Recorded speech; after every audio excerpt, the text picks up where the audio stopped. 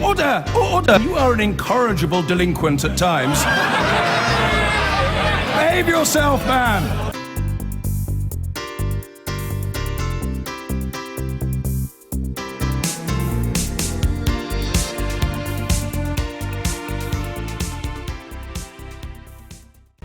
Businesses and politicians are warning that Northern Ireland will be especially vulnerable when the UK finally leaves the EU.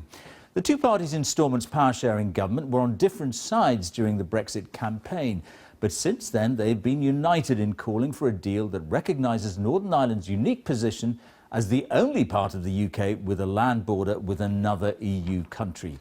In the latest of our series of reports looking at Brexit 6 months after the vote, here's our Ireland correspondent, Chris Buckler.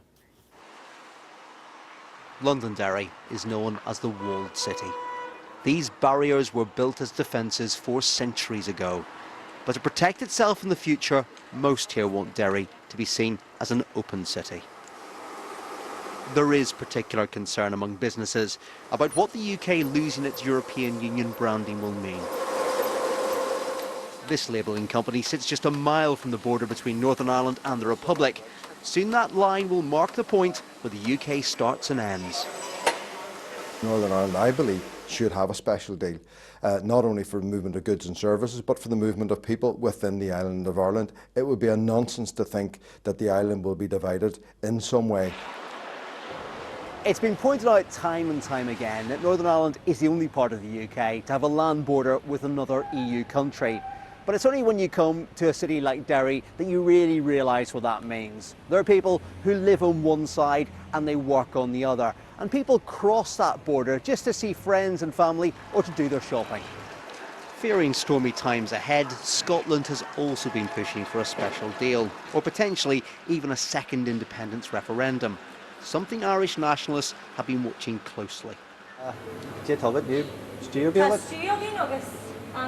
At this cultural centre in Derry, you can order the Christmas special in Irish as well as English. And there are some here who say if Scotland gets a vote on independence, there should also be a referendum on Irish unity.